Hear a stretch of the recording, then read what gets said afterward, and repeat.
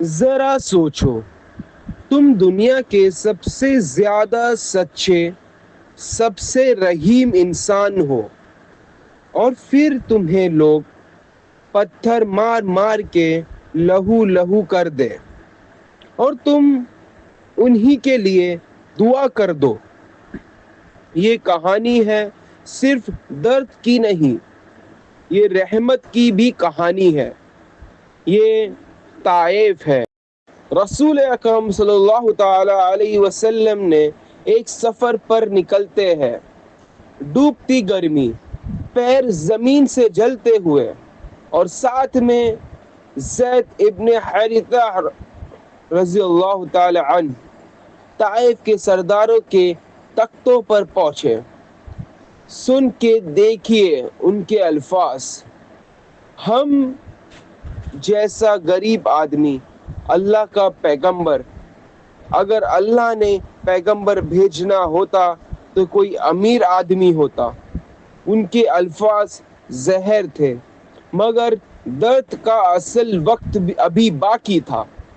انہوں نے نوکروں اور بچوں کو حکم دیا، اسے شہر سے نکال دو، پتھر مار مار کے بھگا دو۔ اور پھر طائف کی گلیوں میں میرے نبی اکرم صلی اللہ علیہ وسلم پر ظلم ہوا۔ رسول اکرم صلی اللہ تعالی علیہ وسلم نے جب لوگوں کو اللہ کی طرف بلایا تو قبیلوں کے سردار ہنس پڑے۔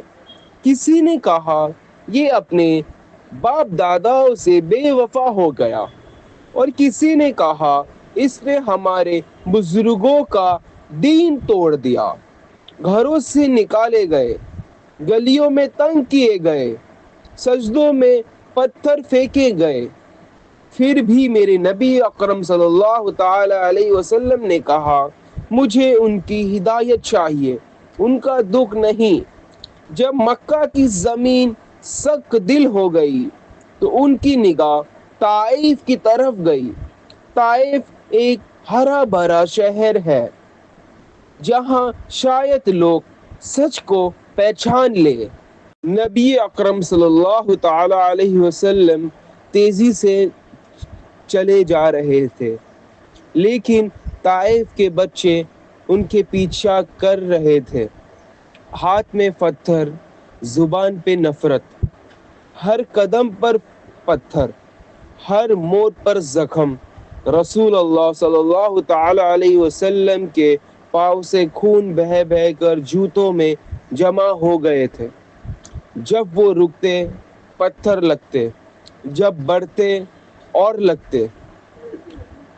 زید رضی اللہ تعالی عنہ نے اپنے جسم کو ڈھال بناتے ہیں، لیکن پتھر اتنے تھے کہ دونوں خون میں رنگے جاتے ہیں۔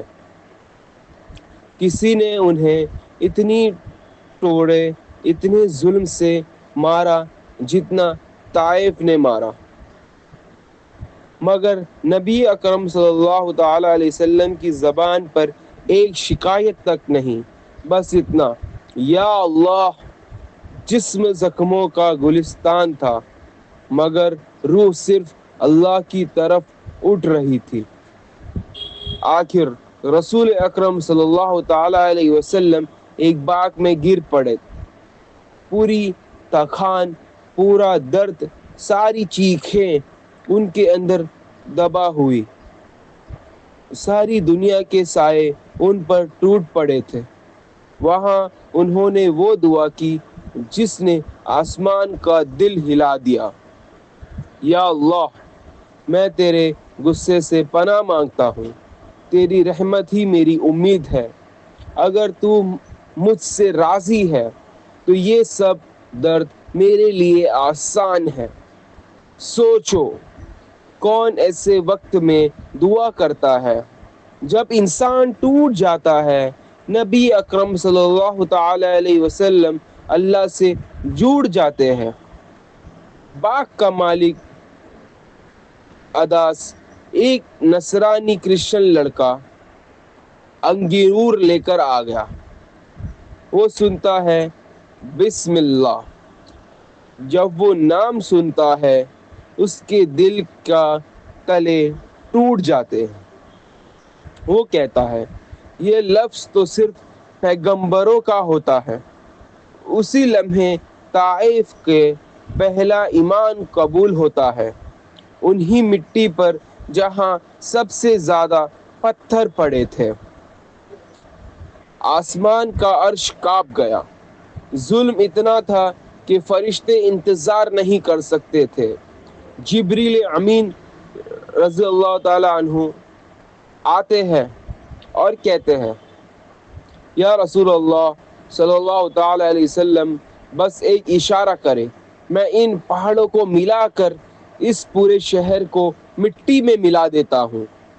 اگر یہ کسی انسان پر ہوتا وہ کہتا ہاں بدلہ لو، لیکن نبی اکرم صلی اللہ تعالی علیہ وسلم نے اپنا سر اٹھایا اور مسکراتے ہوئے کہا نہیں جبریل، میں ان کو ہلاک ہونے نہیں چاہتا، میں دعا کرتا ہوں کہ ان کے بعد جو نسلیں آئے گی ان میں سے کوئی اللہ کو پہچان لے۔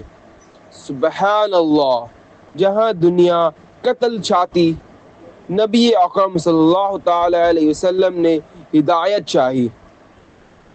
آج طائف وہی شہر ہے جہاں سے سب سے زیادہ قرآن حفظ کرنے والے نکلتے ہیں، جہاں مسجدیں بھری ہوتی ہیں۔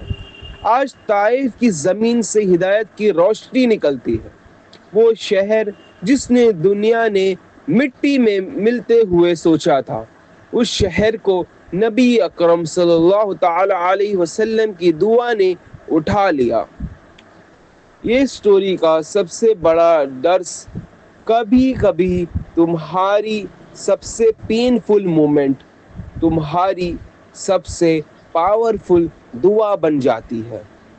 ہمیں آپ صلی اللہ علیہ وسلم کی سیرت اور حدیثوں پہ عمل کرنا ہے اور ایک اچھا سچا مسلمان بننا۔